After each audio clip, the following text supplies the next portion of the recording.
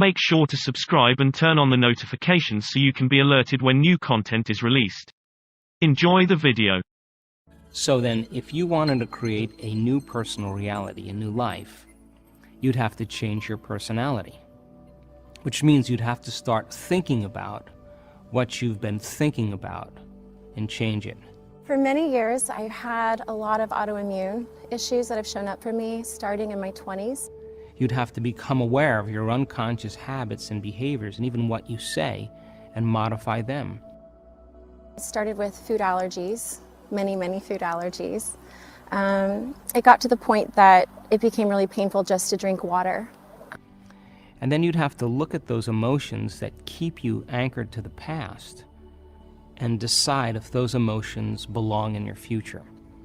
So most people try to create a new personal reality as the same personality, and it doesn't work. We literally have to become someone else. In other words, thoughts are the language of the brain, and feelings are the language of the body. And how you think and how you feel creates a state of being. So most people have experiences in their life that brand them emotionally. They feel fear, they feel anger, they feel bitterness, they feel frustration, they feel insecurity. And those emotions then become part of their identity. So once they think certain thoughts that turn on certain circuits in their brain that are equal to their insecurity, and then they feel insecure. The moment they feel insecure, they think more insecure thoughts, which makes more chemicals for them to feel insecure. And the repetition of that cycle over time conditions the body to subconsciously become the mind of insecurity. So then the person says, I am insecure. And whenever you say, I am anything, you're commanding your mind and body towards a destiny. So then most people's biology is, for the most part, their past. And so if you're not being defined by the vision of the future, some new possibility in your life, you're only left with the old circuitry in your brain and the old emotions of the past. So the question then is, can you believe in a future that you can't see or experience with your senses yet, but you've thought about enough times in your mind that your brain is literally changed to look like the experience has already occurred? Now, the latest research in neuroscience says you can change your brain just by thinking. So then, as you begin to think about a new possibility, and your brain begins to fire in new sequences and new patterns and new combinations, and you begin to plan your behaviors, and you begin to review in your mind, mentally rehearse who you're going to be in your life. The mere action of mental rehearsal begins to install the neurological circuits in your brain. Now your brain is no longer a record of the past. Now it's in fact a map to the future.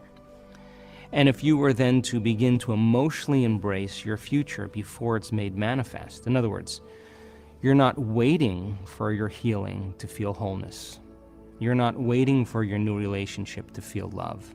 You're not waiting for the mystical moment to feel awe. You're not waiting for your success to feel empowered. That's the old model of reality of cause and effect. In other words, the materialist, the person who's waiting for their wealth to come to feel abundance, they're living by that model of cause and effect. But the quantum model is about causing an effect, which means you begin to experience your own worthiness and your abundance before it occurs. You have to feel wholeness in order for your healing to occur. We have to feel love for ourselves and love for life in order for us to have love in our life. And so then to instruct people how to teach their body emotionally how that future could feel like before it's made manifest.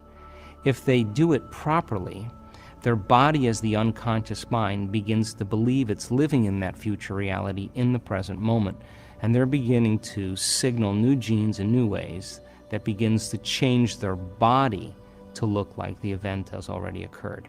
So the process of change in the meditative model requires unlearning and relearning. It requires breaking the habit of the old self and reinventing a new self. What we say in neuroscience, pruning synaptic connections and sprouting new connections, unfiring and unwiring and refiring and rewiring. unmemorizing emotions that are stored in the body and then reconditioning the body to a new mind and to a new emotion. No longer signaling the same genes in the same way, but signaling new genes in new ways. Beginning to pull your energy out of the past and beginning to invest your energy into the future. What we're teaching people how to do is not to pray to have their prayers answered, but to get up from their meditations as if their prayers are already answered. Because when they're combining that clear intention of their future with that elevated emotion, they're literally changing their energy, they're changing their brain chemistry, they're changing the way their brain works, they're changing their genetic expression, they're changing their chemistry. They're literally becoming somebody else. And over again, when people do this, it may take them months to turn their disease around. But over and over again, we've seen this. They come back to a certain level of awareness, and the disease is no longer there. And it's almost like the disease existed in the old personality. They're literally someone else. And we've seen it enough times now to know that people reach a certain point with themselves where they feel so whole. They feel so satisfied with who they are. They feel so happy with themselves and their lives that they could care less if they have the disease. And that's the moment it goes away.